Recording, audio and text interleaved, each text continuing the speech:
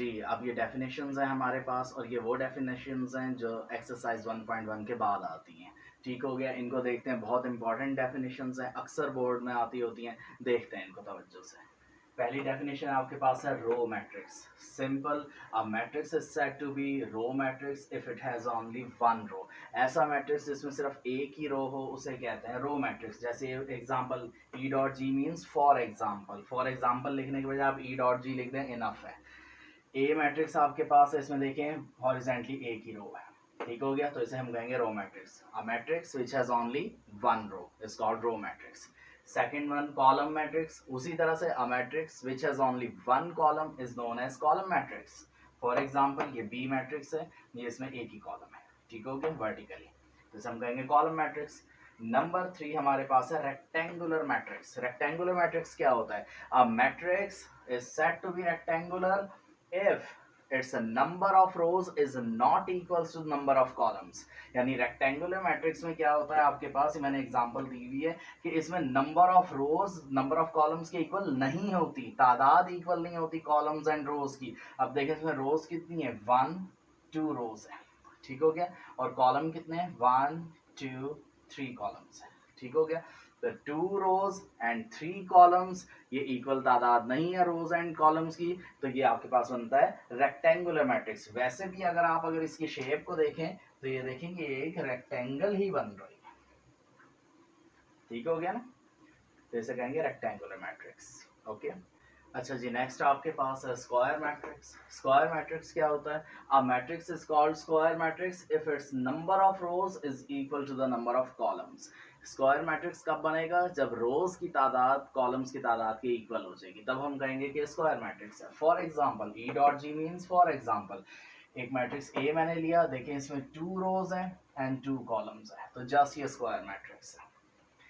Next है null matrix. Null matrix क्या होता है? A matrix in which all the entries are zero. एक ऐसा मैट्रिक्स जिसके अंदर सारी एंट्रीज जीरो हों, उसे हम कहेंगे नल मैट्रिक्स। ठीक हो गया, और ये इसको it is denoted by capital letter O. ये जीरो नहीं है, ये कैपिटल लेटर ओ है, इंग्लिश अल्फाबेट का कैपिटल लेटर ओ, उससे इसको रिप्रेजेंट करते हैं नल मैट्रिक्स को। नेक्स्ट आपके पास है transpose of a matrix. Transpose कैसे लेते हैं किसी मैट्रिक्स का? Transpose of a matrix can be obtained by interchanging rose into column और कॉलम इनटू रोज। आप किसी भी मैट्रिक्स का आपने ट्रांसपोज लेना है तो जस्ट आप उसकी रोज जो है उनको कॉलम बना दें। ठीक हो गया, या कॉलम को रोज बना दें, दोनों काम नहीं करने, दोनों में से एक काम करना है। ठीक हो गया, तो वैसे हम लोग प्रैक्टिकली मोस्टली रोज को कॉलम में चेंज करते हैं। ठीक हो गया, तो ये देख लें जी, आपके पास एग्जांपल दी हुई है मैंने कि आपके पास एक मैट्रिक्स ए है 1 2 3 4, ये 1 2 देखें। अच्छा, इसमें सबसे पहले जब आपने इसका ट्रांसपोज लेना है तो इस ए के ऊपर छोटा सा, जैसे यहाँ पार डालते हैं तो छोटा सा टी डाल देना है, इट मीन्स ए ट्रांसपोज है। और अब ये ट्रांसपोज लेंगे कैसे? ये फर्स्ट रो है 1 2, इसको फर्स्ट कॉलम बना देंगे। ये 3 4 सेकंड रो है, इसको सेकंड कॉलम बना देंगे। तो ये हमारे पास आ गया ट्रांसपोज ऑफ ए। ठीक हो गया, simply transpose of a matrix can be obtained by changing rows into columns और column into rows. That's it जी। नेक्स्ट आपके पास है negative of a matrix. Negative of a matrix कैसे फाइंड किया जाता है? Negative of a matrix can be obtained by changing the sign of all the entries. Simple, किसी भी मैट्रिक्स का आपने नेगेटिव फाइंड करना है तो उसके अंदर जितनी एंट्रीज हैं उनके साइंस चेंज कर दें। जस्ट पॉजिटिव वालों को नेगेटिव कर दें, नेगेटिव वालों को पॉजिटिव कर दें। जैसे फॉर एग्जांपल ये एक ए मैट्रिक्स मैंने लिया, इसमें 2 एंट्रीज हैं 2 एंड -6। ठीक हो गया, तो इसका जब नेगेटिव लेंगे तो सबसे पहले तो इस ए के साथ हम यहाँ माइनस लगा देंगे। ठीक हो गया, -a इक्वल्स टू, और ये मैट्रिक्स हमारा क्या बनेगा? ये 2 के साथ कोई साइन नहीं है तो ये पॉजिटिव है, तो इसको कर देंगे -2, और ये 6 जो नेगेटिव है इसको कर देंगे पॉजिटिव, कोई साइन नहीं लगाएंगे, इट मीन्स के पॉजिटिव हो गया। तो ये negative of the matrix A आ गया। ओके हो गई बात। नेक्स्ट डेफिनेशन, नेक्स्ट हमारे पास है सिमेट्रिक मैट्रिक्स। सिमेट्रिक मैट्रिक्स क्या होता है? A matrix is called symmetric if it is equal to its transpose. अगर किसी मैट्रिक्स का आप ट्रांसपोज लें और वो अपने ही मैट्रिक्स के इक्वल आ जाए, यानी उसमें कोई चेंज ना आए, तो हम कहेंगे कि ये सिमेट्रिक मैट्रिक्स है। Simple, a matrix is called symmetric if it is equal to its transpose. ऐसे इसे लिखेंगे, I means that is A transpose equals to A. ठीक हो गई बात। इसमें for example e dot g का मतलब है फॉर एग्जांपल ए एक मैट्रिक्स हमने लिया खुद से, ठीक हो गया, ये इसकी एंट्रीज हैं 2 1 1 2, ठीक हो गया। अब हम इसका ट्रांसपोज लेते हैं, ए के ऊपर छोटा सा टी डालेंगे। ट्रांसपोज कैसे लेते हैं, रोज को कॉलम में चेंज करें। फर्स्ट रो इसकी है 2 1, इसको फर्स्ट कॉलम बना देते हैं 2 1। सेकंड रो है 1 2, इसको फर्स्ट कॉलम बना देते हैं 1 2। तो देखें क्या इसके ऊपर कोई फर्क पड़ा इस मैट्रिक्स पे, ये वापस अपने ही ए के ही इक्वल आ गया। देखें 2 1 1 2 2 1 1 2, ठीक हो गया। तो हम कहेंगे ये तो जस्ट वापस ए ही बन गया, ठीक हो गया।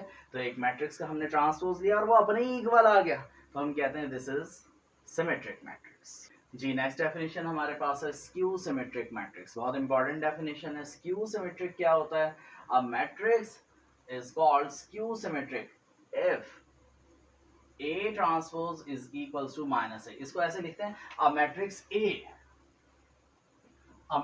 A is called skew symmetric if A transpose equals to negative of A। यानी सिमेट्रिक की तरह ही है, बस सिर्फ इसमें नेगेटिव का एक फर्क आ रहा है कि एक मैट्रिक्स ए है, उसका हम ट्रांसपोज लें तो वो अपने ही नेगेटिव के इक्वल आ जाए, इसे हम कहेंगे स्क्यू सिमेट्रिक। ये किस तरह से होगा, देखें एग्जांपल मैंने दी है, ए मैट्रिक्स है हमारे पास 0 -1 1 0, ठीक हो गया। अब इसका ट्रांसपोज लेते हैं, देखें जी क्या बनता है, ए के ऊपर टी डालेंगे छोटा सा, रोज को कॉलम में चेंज करेंगे। फर्स्ट रो है 0 -1, इसको फर्स्ट कॉलम बना देंगे। ये सेकंड रो है, इसको 1 0, इसको 1 0 सेकंड कॉलम बना देंगे। ओके हो गया, ये मैंने ले लिया इसका ट्रांसपोज। अब देखें क्या ये अपने इक्वल आया है, नहीं आया, क्योंकि देखें 0 0 तो ठीक है इक्वल है, लेकिन ये पॉजिटिव 1 है, ये नेगेटिव 1 है, ये पॉजिटिव 1 है, यहाँ नेगेटिव 1 है, इक्वल नहीं आया। तो अब हम क्या करेंगे, अब हम ऐसा करेंगे कि इसमें माइनस कॉमन ले लें। माइनस कॉमन लेने का क्या तरीका है कि एक बार माइनस का साइन बाहर लगाएंगे और एक बार माइनस से अंदर मल्टीप्लाई कर देंगे सब एंट्रीज को। तो 0 0 पे तो कोई फर्क नहीं पड़ेगा, ये तो वैसे ही न्यूट्रल नंबर है, नेगेटिव साइन से मल्टीप्लाई करने से 0 को कोई फर्क नहीं पड़ेगा। ये पॉजिटिव 1 नेगेटिव 1 हो जाएगा और ये नेगेटिव 1 माइनस माइनस प्लस 1 हो जाएगा। ओके हो गई बात। अब इस माइनस साइन को हटा के अगर आप देखें तो फिर ये अपने ही इक्वल आ चुका है, ठीक है ना, 0 -1 1 0 0 -1 1 0। ओके हो गई बात। तो फिर हम ये कह सकते हैं यहाँ ए ट्रांसपोज है, यहाँ माइनस को ऐसे ही लिखें तो ये वापस ए बन गया। तो ये देखें वही बात प्रूव हुई या नहीं हुई कि ए का हमने ट्रांसपोज लिया तो वो अपने ही नेगेटिव के इक्वल आ गया। ओके, तो ये एग्जांपल छोटी सी है, ये आप कोड कर दीजिएगा, ठीक है। आपकी टेक्स्ट बुक में जो एग्जांपल गिवन है वो काफ़ी बड़ी एग्जांपल है, तो उसे रहने दें आप, ये अप्रोप्रिएट है एग्जांपल, इसको आप कोड कर सकते हैं। अच्छा जी, नेक्स्ट हमारे पास है डायगोनल मैट्रिक्स। बहुत इंपॉर्टेंट डेफिनेशंस हैं, तीनों बहुत इंपॉर्टेंट हैं, अक्सर बोर्ड में आती हैं, तवज्जो से देखें ज़रा। डायगोनल मैट्रिक्स आपके, अच्छा पहला है डायगोनल मैट्रिक्स और आगे जो दो आपके पास डेफिनेशंस हैं स्केलर मैट्रिक्स और आइडेंटिटी मैट्रिक्स, ये दोनों इस डायगोनल मैट्रिक्स की ही टाइप्स हैं, ठीक हो गया। अब पहले डायगोनल मैट्रिक्स को समझते हैं, ज़रा अच्छी तरह समझने वाली डेफिनेशन है, गौर से देखें।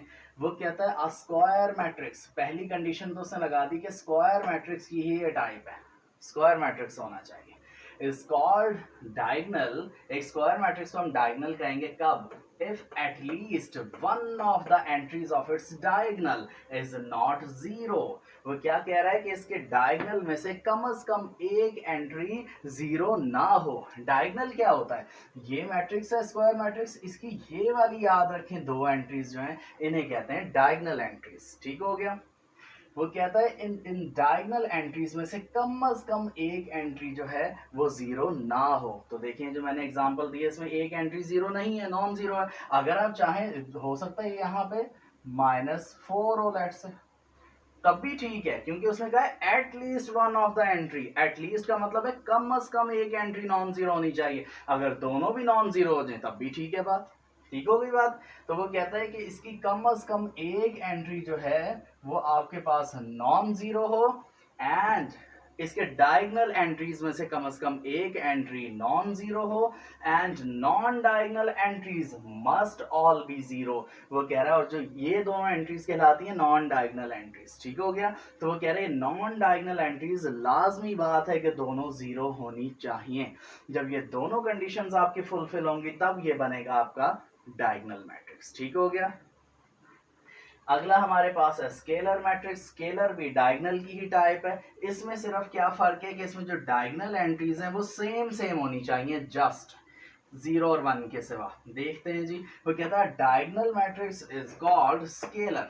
ये भी डायगोनल की टाइप है। डायगोनल मैट्रिक्स स्केलर तब होगा if its diagonal entries are same. अगर इसकी डायगोनल एंट्री सेम हो जाएंगी, जैसे 2 2 है, एक्सेप्ट 0 एंड 1। 0 और 1 यहाँ पे नहीं होने चाहिए, ना यहाँ दोनों 0 हो और ना ही यहाँ दोनों 1 हो। क्यों? अगर यहाँ दोनों 0 हो जाएंगे तो ये नल मैट्रिक्स बन जाएगा, क्योंकि नॉन डायगोनल एंट्रीज तो पहले ही 0 है।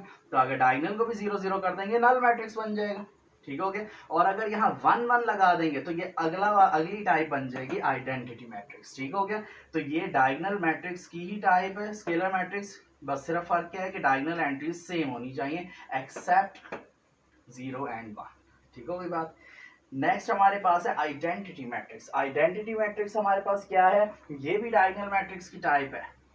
This is a diagonal matrix is called identity matrix if its diagonal entries are equal to 1। इसमें जस्ट ये है कि इसकी diagonal entries जो है वो 1 1 होनी चाहिए। ठीक हो गया। बाकी और इसको it is denoted by capital letter I. इस आइडेंटिटी मैट्रिक्स को हम कैपिटल लेटर आई से डिनोट करते हैं। ठीक हो गया। तो इसमें डायगोनल एंट्रीज जो हैं वो 1 1 होती हैं और नॉन डायगोनल तो वैसे ही 0 है, इसमें भी और इसमें भी। कहने की जरूरत ही नहीं है, क्योंकि जब डायगोनल आ गया डेफिनेशन में तो ये अंडरस्टूड है कि इसकी नॉन डायगोनल एंट्रीज 0 0 होंगी, क्योंकि वो हम डायगोनल की डेफिनेशन में पहले ही डिस्कस कर चुके हैं। यहाँ आपकी डेफिनेशंस कंप्लीट हो